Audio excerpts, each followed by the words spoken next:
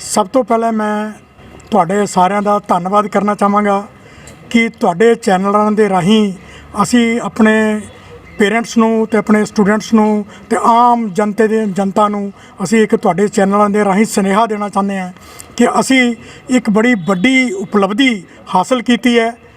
ਮੈਨੂੰ ਇਹ ਬੋਲਦਿਆਂ ਹੋਇਆ ਬੜੀ ਖੁਸ਼ੀ ਹੋ ਰਹੀ ਹੈ ਕਿ ਅਸੀਂ ਇੱਕ ਗਲੋਬਲ ਲੈਵਲ ਇੱਕ ਵਰਲਡ ਲੈਵਲ ਦੀ ਕੰਪਨੀ ਲੀਡਸ ਦੇ ਨਾਲ ਅਸੀਂ ਅੱਜ ਟਾਈ ਅਪ ਕੀਤਾ ਹੈ। ਇੱਕ ਉਹਨਾਂ ਦੇ ਨਾਲ ਸਾਈਨ ਕੀਤਾ ਐਗਰੀਮੈਂਟ ਸਾਈਨ ਕੀਤਾ ਹੈ।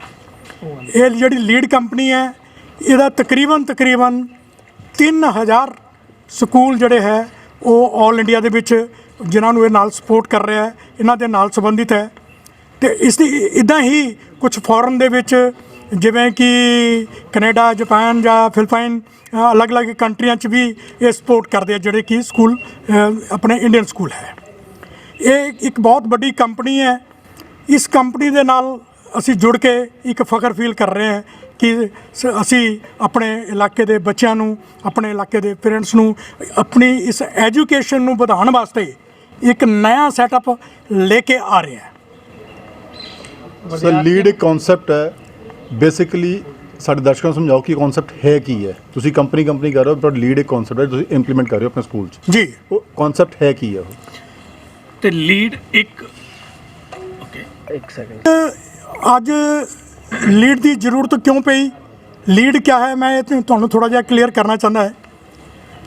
ਕਰੋਨਾ ਕਾਲ ਦੇ ਵਿੱਚ ਚੱਲਦਿਆਂ ਹੋਇਆਂ 2 ਸਾਲ ਤੋਂ ਜੋ ਬੱਚੇ ਆਨਲਾਈਨ ਪੜ੍ਹਾਈ ਕਰ ਰਹੇ ਹੈ, ਬੱਚਿਆਂ ਦਾ ਲੈਵਲ ਬਹੁਤ ਡਾਊਨ ਚਲਾ ਗਿਆ। ਇਸ ਲੀਡ ਕੰਪਨੀ ਦੇ ਰਾਹੀਂ ਇਹ ਇੱਕ ਬੜੀਆ ਕੰਪਨੀ ਹੈ ਜਿਹੜਾ ਕਿ ਇਹਨਾਂ ਦਾ ਆਪਣਾ ਕਰਿਕੂਲਮ ਤਿਆਰ ਕੀਤਾ ਹੋਇਆ, ਕਿਤਾਬਾਂ ਵੀ ਇਹਨਾਂ ਦੀਆਂ ਹੈ, ਸਭ ਕੁਝ ਇਹਨਾਂ ਦਾ ਹੈ। ਉਹਦੇ ਮੁਤਾਬਕ ਇਹਨਾਂ ਦਾ ਇੱਕ ਐਲਗਾ ਪ੍ਰੋਗਰਾਮ ਹੈ। ਉਹ ਤਕਰੀਬਨ ਬੱਚਿਆਂ ਦੇ ਸਪੋਕਨ ਇੰਗਲਿਸ਼ ਤੋਂ ਲੈ ਕਰਕੇ ਨੈਟ ਸ਼ੈਲ ਮੈਂ ਕਹਾਂਗਾ ਕਿ ਸਾਡੇ ਐਗਰੀਮੈਂਟ ਦੇ ਵਿੱਚ ਇਹ ਲਿਖਿਆ ਹੈ ਕਿ ਬੱਚੇ ਦੀ 150% ਗਰੋਥ ਜਿਹੜੀ ਹੈ ਉਹ ਹੋਏਗੀ ਇੰਗਲਿਸ਼ ਸਪੋਕਨ ਦੇ ਉੱਪਰ 150%, ਔਰ ਬਾਕੀ ਸਬਜੈਕਟ ਵੀ ਜਿਹੜੇ ਹੈ ਉਹ 70 ਤੋਂ ਲੈ ਕੇ 80% ਤੱਕ ਬੱਚਿਆਂ ਦਾ ਅਪਲਿਫਟ ਹੋਏਗਾ ਜੋ ਉਹਨਾਂ ਦਾ ਲੈਵਲ ਹੈ। ਮੈਂ ਇਹ ਗੱਲ ਕਹਿਣਾ ਚਾਹਾਂਗਾ ਕਿ ਚਾਹੇ ਆਨਲਾਈਨ ਹੈ ਚਾਹੇ ਆਫਲਾਈਨ ਹੈ, ਇਹਨਾਂ ਦਾ ਜੋ ਸਿਸਟਮ ਇਹਨਾਂ ਨੇ ਬਣਾਇਆ ਸਾਨੂੰ ਬਹੁਤ ਪਸੰਦ ਆਇਆ। ਅਸੀਂ ਉਸ ਨੂੰ ਦੇਖਦਿਆਂ ਹੋਇਆ ਆਮ ਲੋਕਾਂ ਦੇ ਵਾਸਤੇ ਇਹ ਇੱਕ ਪਹਿਲ ਕਰਨ ਲੱਗੇ। ਬੋਰਡ ਸਕੂਲ ਹੋ ਸਰ ਜੀ, NCERT ਫੋਲੋ ਕਰਦੇ ਹੋ ਤੁਸੀਂ ਜੀ। क्या NCERT ਦਾ ਜਿਹੜਾ ਸਿਲੇਬਸ ਹੈ ਉਹ ਲੀਡ ਨਾਲ ਮਿਲਦਾ ਜਾਂ ਤੁਸੀਂ ਟੋਟਲੀ शिफ्ट कर रहे हो? नहीं जी नहीं, जो NCERT के सिलेबस की बात है ना जी, 100% NCERT का ही लागू होगा।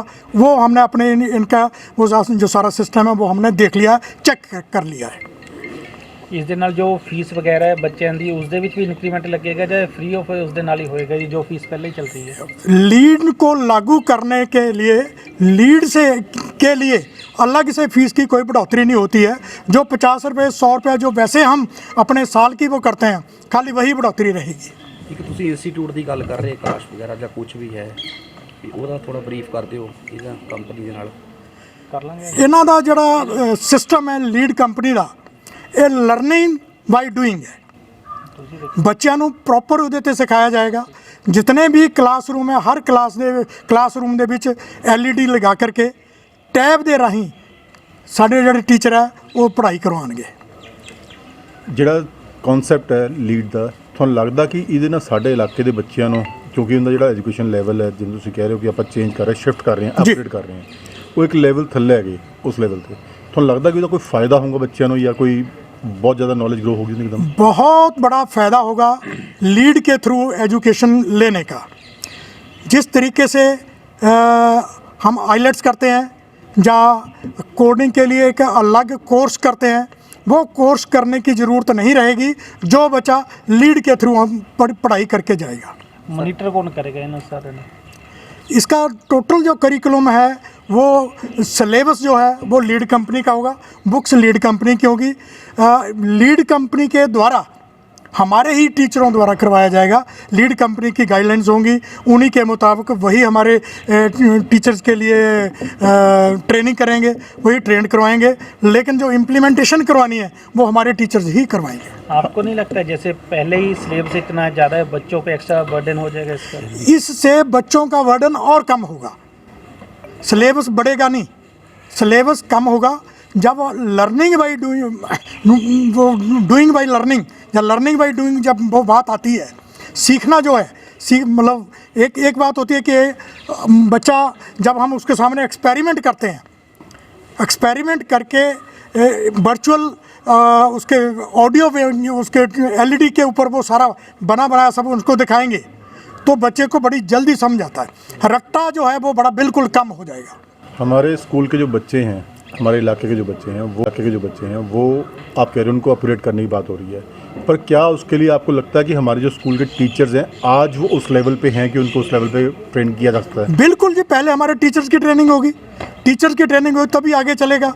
एक्चुअली क्या है कि हमारे जो एरिया के जो बच्चे हैं ना जी, वैसे तो बहुत इंटेलिजेंट है, लेकिन होता क्या है कि जब ये कहीं बाहर दिल्ली, बॉम्बे या पुणे, बेंगलोर कहीं जाते हैं तो वो वहाँ पर जाकर के थोड़ा सा घबरा जाते हैं, उनके अंदर एक छोटी सी घबराहट रहती है। वो घबराहट क्या है, वही कंसेप्ट, उस घबराहट को दूर करने के लिए आज मैं दावे से ये कहना चाहूँगा कि हमारे इस इलाके में जो चंडीगढ़ और दिल्ली वर्गे शहरों में जो पढ़ाई होती है, वही वो लेवल हमारे बच्चों का जहाँ पर होगा। आप ये समझो जैसे स्मार्ट स्कूल की डेफिनेशन है एक तौर से, इस जैसे आप प्रोसेस शुरू कर रहे हो, स्मार्ट स्कूल बन जाएगा आपका? स्मार्ट स्कूल से भी और बेटर, क्योंकि स्मार्ट स्कूल में कुछ एक लिमिटेड होती हैं, वहाँ पर जो करिकुलम जो सिलेबस है वो स्कूल वालों का होता है।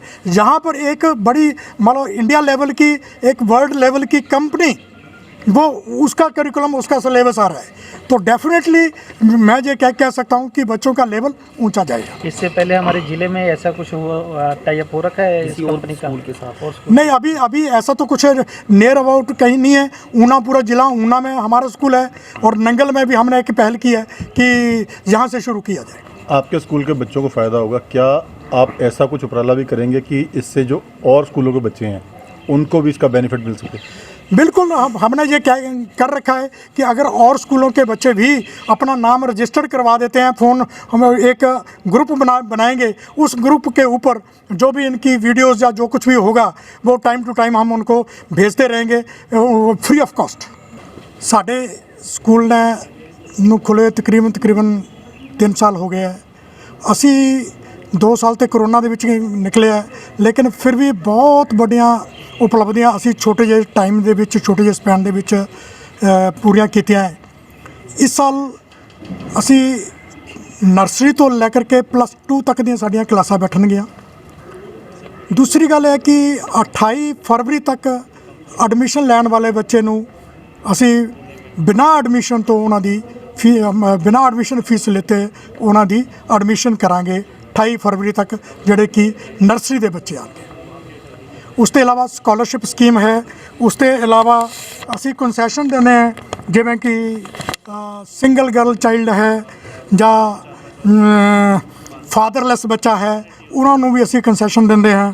ਇਸ ਤੋਂ ਇਲਾਵਾ ਜੋ NFL ਦੇ EMPLOYEES ਹੈ ਉਹਨਾਂ ਨੂੰ ਵੀ ਅਸੀਂ ਕੰਸੈਸ਼ਨ ਦਿੰਦੇ ਹਾਂ। ਔਨਲਾਈਨ ਔਰ ਆਫਲਾਈਨ ਸਟੱਡੀ ਨੂੰ ਹੋਰ ਬੈਟਰ ਕਰਨ ਵਾਸਤੇ ਅਸੀਂ ਲੀਡ ਕੰਪਨੀ ਦਾ ਨਾਲ ਇੱਕ ਆਪਣੇ ਨਾਲ ਜੋੜਿਆ ਹੈ।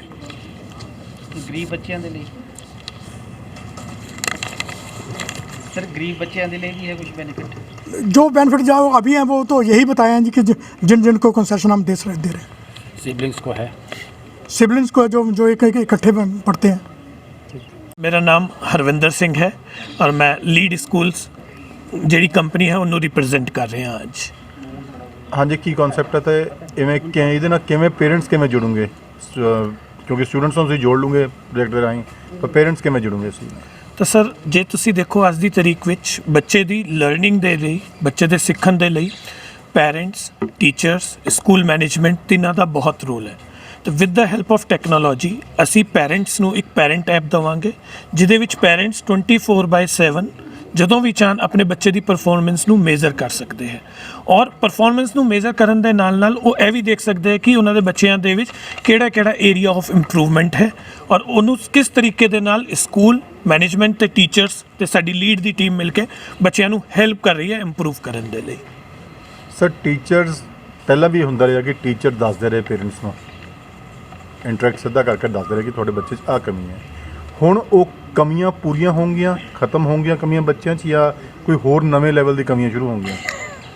ਤਾਂ ਸਭ ਤੋਂ ਪਹਿਲਾਂ ਜੇ ਅਸੀਂ ਇਹਦੇ ਬੇਸਿਕ ਸਟਰਕਚਰ ਨੂੰ ਦੇਖੀਏ ਕਿ ਬੱਚੇ ਦਾ ਪਹਿਲਾ ਸਕੂਲ ਹੁੰਦਾ ਉਹਦਾ ਘਰ। ਅਨਫੋਰਚੂਨੇਟਲੀ ਸਾਡੇ ਜਿਹੜੇ ਪੈਰੈਂਟਸ ਹੈ with the new technology they are not aware. ਜਿਹੜਾ ਕੋਵਿਡ ਕਰਕੇ ਉਹ ਗੈਪ ਹੋਰ ਵੱਧ ਗਿਆ। ਤੇ ਇਸ ਪ੍ਰੋਗਰਾਮ ਦੇ ਵਿੱਚ ਅਸੀਂ ਕੀ ਕਰਦੇ ਹਾਂ, ਜਦੋਂ ਅਸੀਂ ਸੈਸ਼ਨ ਸ਼ੁਰੂ ਕਰਦੇ ਹਾਂ ਅਸੀਂ ਪਹਿਲੇ ਪੈਰੈਂਟਸ ਨੂੰ ਸਕੂਲ ਵਿੱਚ ਇਨਵਾਈਟ ਕਰਦੇ ਹਾਂ ਤੇ ਅਸੀਂ ਪੈਰੈਂਟਸ ਦੇ ਲਈ ਅਵੇਅਰਨੈਸ ਪ੍ਰੋਗਰਾਮ ਕਰਦੇ ਹਾਂ ਤੇ ਉਹਨਾਂ ਨੂੰ ਇਸ ਟੈਕਨੋਲੋਜੀ ਦੇ ਲਈ ਟ੍ਰੇਨਿੰਗ ਵੀ ਕਰਦੇ ਹਾਂ ਸੋ ਦੈਟ ਰੈਗੂਲਰ ਮੋਨੀਟਰਿੰਗ ਹੋ ਸਕੇ। ਤੇ ਕਿਸੇ ਚੀਜ਼ ਨੂੰ ਜਦੋਂ ਅਸੀਂ ਪ੍ਰੋਪਰ ਮੋਨੀਟਰ ਕਰਾਂਗੇ and with the help of technology ਅਸੀਂ ਬੱਚੇ ਦਾ ਗੈਪ ਕਿੱਥੇ ਹੈ। ਤੇ ਜੇ ਹਲੇ ਤੁਸੀਂ ਦੇਖੋ ਟ੍ਰੈਡੀਸ਼ਨਲ ਐਜੂਕੇਸ਼ਨ ਦੇ ਵਿੱਚ ਇੱਕ ਬੱਚੇ ਨੂੰ ਜਦੋਂ ਇੰਗਲਿਸ਼ ਪੜ੍ਹਾਈ ਜਾਂਦੀ ਹੈ ਜਾਂ ਇੱਕ ਕਲਾਸ ਵਿੱਚ 25 ਬੱਚੇ ਜੇ 25 ਬੱਚਿਆਂ ਦੇ ਪੰਜਾਬ ਵਿੱਚੋਂ 40 ਨੰਬਰ ਆਏ ਹੈ, ਹਰ ਬੱਚੇ ਦੇ 10 ਨੰਬਰ ਗਏ, ਬਟ ਹੋ ਸਕਦਾ ਹੈ ਕਿ ਕਿਸੇ ਬੱਚੇ ਦੇ ਨੰਬਰ ਵੋਕੈਬਲਰੀ ਵਿੱਚ ਗਏ ਹੈ, ਕਿਸੇ ਬੱਚੇ ਦੇ 10 ਨੰਬਰ ਗ੍ਰਾਮਰ ਵਿੱਚ ਗਏ ਹੈ ਔਰ ਕਿਸੇ ਦੇ ਰੀਡਿੰਗ ਐਂਡ ਕੰਪਰੀਹੈਂਸ਼ਨ ਦੇ ਵਿੱਚ। ਤੇ ਅਸੀਂ ਇੱਕ ਸੌਫਟਵੇਅਰ ਦੀ ਹੈਲਪ ਦੇ ਨਾਲ ਆਈਡੈਂਟੀਫਾਈ ਕਰਾਂਗੇ ਕਿ ਕਿਹੜੇ ਬੱਚੇ ਦੇ ਵਿੱਚ ਕਿੱਥੇ ਗੈਪ ਹੈ ਸੋ ਦੈਟ ਅਸੀਂ ਉਹਨੂੰ ਉਸੇ ਹਿਸਾਬ ਨਾਲ ਉਹਦੀ ਕਮੀ ਦੇ ਹਿਸਾਬ ਨਾਲ ਉਹਨੂੰ ਹੈਲਪ ਕਰ ਸਕੀਏ ਔਰ ਉਹਨੂੰ ਹੈਲਪ ਕਰ ਸਕੀਏ ਓਵਰਕਮ ਕਰਨ ਦੇ ਲਈ ਉਹਦੇ ਚੈਲੰਜਸ ਵਿੱਚ। ਜਿਹੜਾ ਲੀਡ ਕਨਸੈਪਟ ਹੈ ਕਿੰਨਾ ਪੁਰਾਣਾ ਹੈ ਸਰ ਲੀਡ ਕਨਸੈਪਟ 2012 ਤੋਂ ਸ਼ੁਰੂ ਹੋਇਆ ਸੀ ਤਾਂ ਆਲਮੋਸਟ 9 ਸਾਲ ਹੋ ਗਏ ਹੈ ਲੀਡ ਕਨਸੈਪਟ ਨੂੰ। ਸਰ ਹਰ ਕਨਸੈਪਟ ਦੀ ਕੋਈ ਨਾ ਕੋਈ ਡਰਾਬੈਕਸ ਵੀ ਹੁੰਦੇ ਆ, ਤੁਸੀਂ ਇਹਦੇ ਕੰਮ ਕਰ ਰਹੇ ਹੋ, ਕੋਈ ਤੁਹਾਨੂੰ ਲੱਗਦਾ ਇਹਦੇ ਵੀ ਕੋਈ ਡਰਾਬੈਕਸ ਹੈਗੇ? ਬਿਲਕੁਲ ਤੁਸੀਂ ਸਹੀ ਕਿਹਾ ਕਿ ਕਿਸੇ ਨਾ ਕਿਸੇ ਕੰਮ ਦੇ ਕੁਛ ਨਾ ਕੁਛ ਡਰਾਬੈਕ ਹੁੰਦੇ ਹੈ ਔਰ ਐਜੂਕੇਸ਼ਨ ਇੱਕ ਇਹੋ ਜਿਹਾ ਫੀਲਡ ਹੈ ਕਿ ਜਿੱਥੇ ਸਾਡੇ ਕੋਲ ਹਮੇਸ਼ਾ ਸਿੱਖਣ ਲਈ ਕੁਛ ਨਾ ਕੁਛ ਰਹਿੰਦਾ ਹੈ। ਤੇ ਅਸੀਂ ਇਸ ਪ੍ਰੋਗਰਾਮ ਨੂੰ 2012 ਤੋਂ ਸ਼ੁਰੂ ਕੀਤਾ ਸੀ ਆਪਣੇ ਸਕੂਲਸ ਦੇ ਨਾਲ ਮਹਾਰਾਸ਼ਟਰ ਐਂਡ ਗੁਜਰਾਤ ਦੇ ਵਿੱਚ। ਪਹਿਲੇ ਅਸੀਂ